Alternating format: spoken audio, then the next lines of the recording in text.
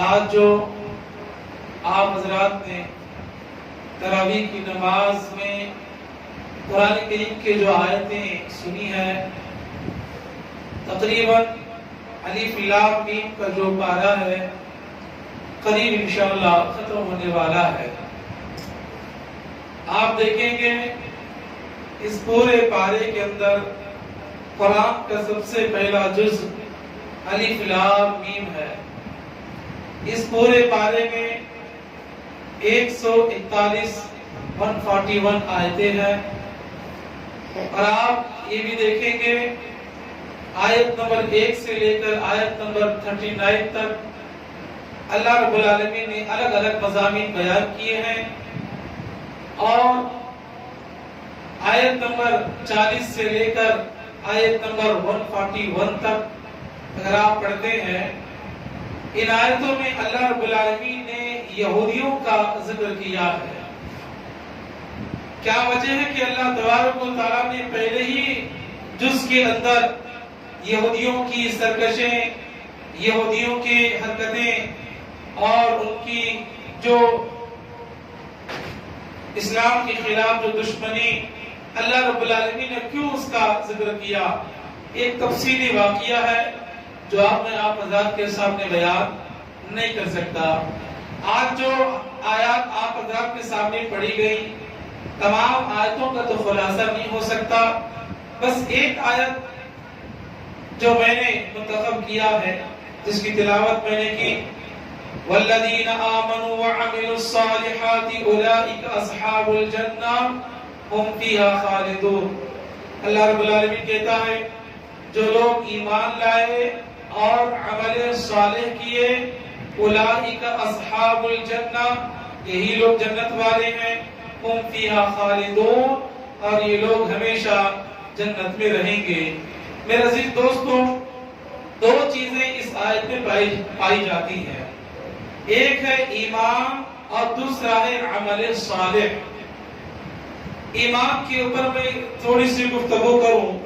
ایمان، جیسا کہ اللہ کے نبی صلی اللہ علیہ وسلم کہتے ہیں، کسی بھی بندے کا جب تک کسی اللہ رب العالمین پر، اس کے فرشتوں پر، نبیوں پر، کتابوں پر، تقدیر پر، آخرت پر اگر ایمان نہ ہو تو وہ مکمل مومن نہیں کہلا سکتا۔ تو ہمارا ایمان بالکل پختہ ہونا چاہیے، ایسا ایمان ہونا چاہیے کہ جو بھی ہم اللہ اس کے رسول کے زبانی قرآن کی آیتیں اور نبی کے حدیث کے ذریعے سنیں، اس پر ہمارا ایمان ہونا چاہیے کہ اسی کے اندر کامیابی ہے۔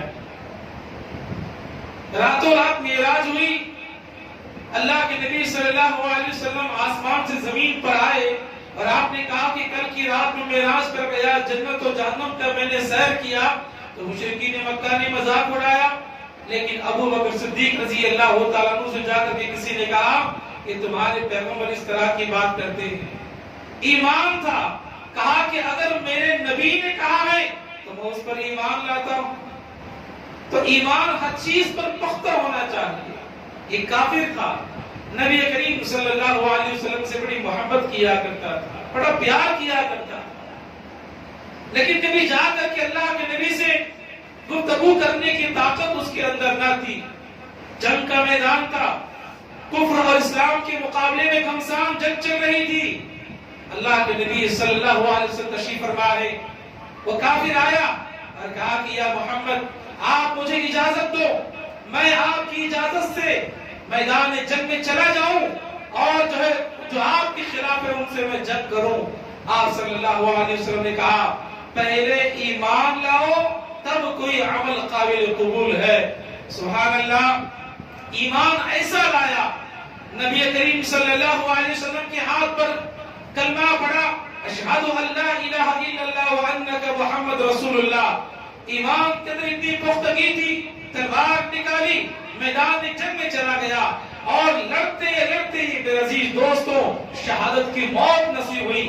نہ وقت ملا نماز پڑھنے کا، نہ وقت ملا روزہ رکھنے کا، نہ وقت ملا حج کرنے کا، نہ وقت ملا زکات دینے کا، نہ وقت ملا دنیا کی اور شریعت کے کاموں پر عمل کرنے کا۔ اللہ کے نبی صلی اللہ علیہ وسلم نے فی الجنہ، یہ جنتی ہے۔ ایمان کی بنیاد پر ایمان ویسا ہونا چاہیے۔ اور دوسرا پہلو میں نے بتایا وَعَمِلُوا الصَّالِحَاتِ، عمل صالح۔ عمل صالح کسے کہتے ہیں؟ عمل صالح میرے عزیز دوستو، نماز ایک عمل ہے۔ اگر وہ نماز اللہ کے نبی صلی اللہ علیہ وسلم کے طریقے کے مطابق نہ ہو تو وہ عمل صالح نہیں ہو سکتا۔ کوئی بھی عمل، کوئی بھی عبادت۔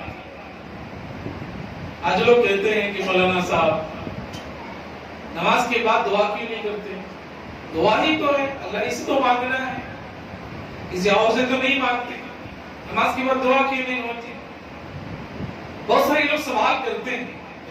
میں آپ کو بتاؤں، ایک حدیث میں آپ حضرات کے سامنے رکھوں، اسلام وہ نہیں ہے جسے میں اور آپ سمجھتے ہیں، بلکہ اسلام وہ ہے جسے اللہ اس کے رسول صلی اللہ علیہ وسلم نے بتایا ہے۔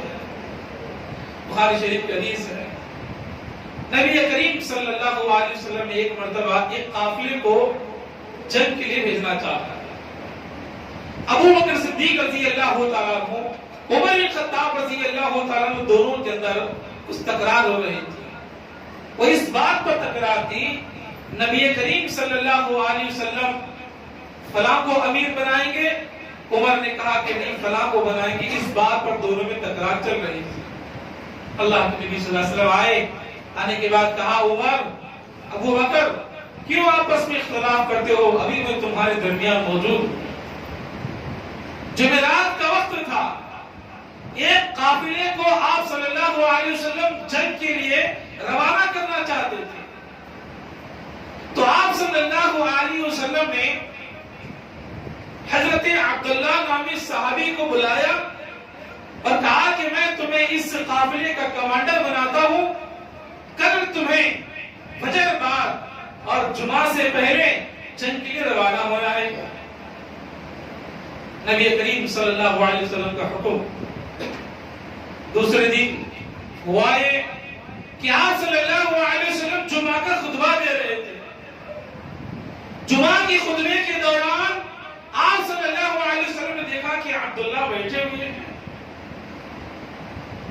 آپ صلی اللہ علیہ وسلم، آپ نے جب عبداللہ کو دیکھا رضی اللہ عنہ، جمعہ کا خطبہ ختم ہوا، آپ صلی اللہ علیہ وسلم نے بلایا، کہا کہ عبداللہ ہم نے تو آپ کو کل جانے کے لیے کہا تھا، ہمارا حکم تھا کہ تم چلے جاؤ اور کمانڈر ہی کرو، تم رکے کیوں؟ حضرت عبداللہ رضی اللہ تعالیٰ عنہ کہتے ہیں، یہاں غور کرنے کا مقام ہی پوائنٹ ہے، کہتے ہیں کہ اللہ کے نبی آپ نے مجھے حکم دیا کہ میں جاؤں۔ میرے عزیز دوستو، عبداللہ رضی اللہ تعالیٰ عنہ کہتے ہیں کہ اللہ کے رسول، میرے دل میں بات آئی کہ میں میدان جنگ کو جا رہا ہوں، پتہ نہیں میری واپسی ہوگی کہ نہ ہوگی۔ میرے دل میں خیال آیا کہ میں آخری مرتبہ آپ کی زیارت کر لوں، آخری مرتبہ آپ سے مصافحہ کر لوں، ایک مرتبہ آپ کی جمعہ میں حاضر رہوں۔ ذرا آپ سے میں پوچھنا چاہتا ہوں، نبی کی زیارت کرنا کوئی غلط بات ہے؟ نبی کریم صلی اللہ علیہ وسلم سے مصافحہ کرنا کوئی غلط بات ہے؟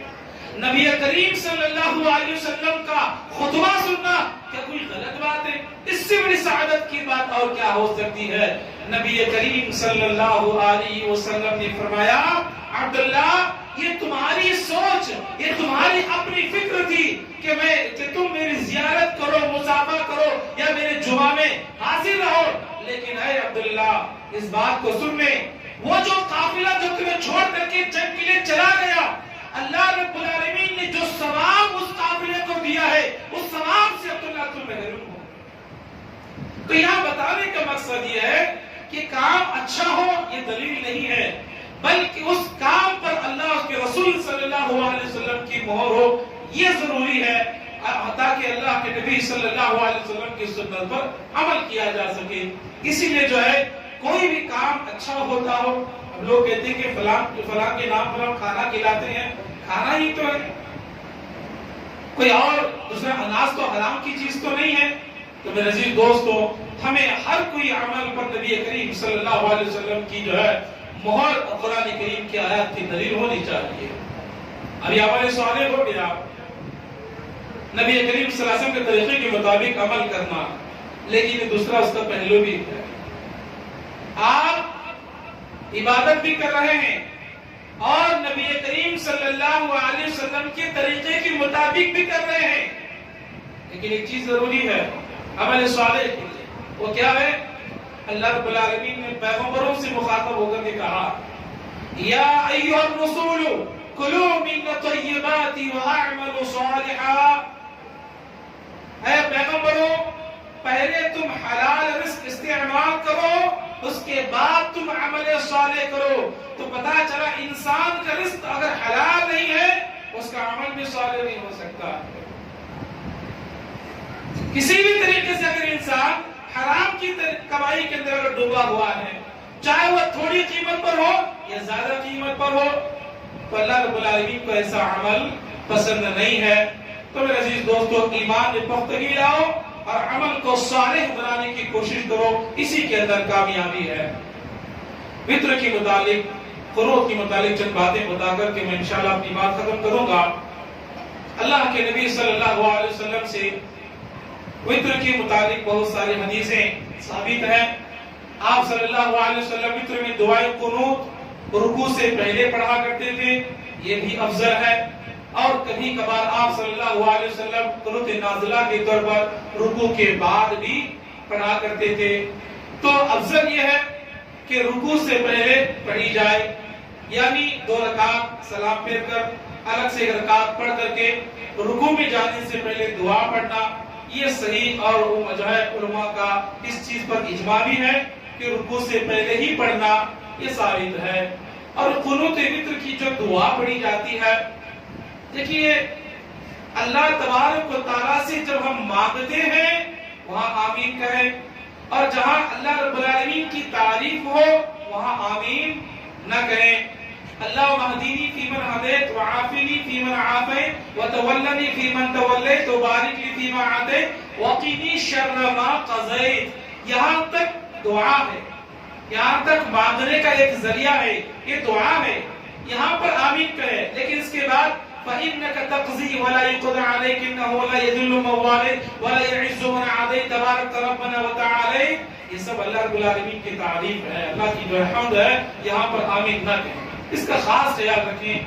اور جو ہے کبھی کبھار اگر کوئی رکوع کے بعد بھی اگر فطر کی قنوت کی جو ہے دعا پڑھ لیتا ہے تو کوئی حرج کی بات نہیں ہے، ہو جاتی ہے. دونوں ثابت ہیں، لیکن جب ہم کام کر رہے ہیں تو افضل کام کریں، اور افضل یہ ہے کہ رکوع سے پہلے پڑھنا چاہیے. اللہ تبارک و تعالیٰ مجھے اور آپ کو سنت کے مطابق ہر عمل کو بجا لانے کی توفیق عطا فرمائے. آمین یا رب العالمین. وآخر دعوانا الحمدللہ رب العالمین. السلام علیکم ورحمۃ اللہ.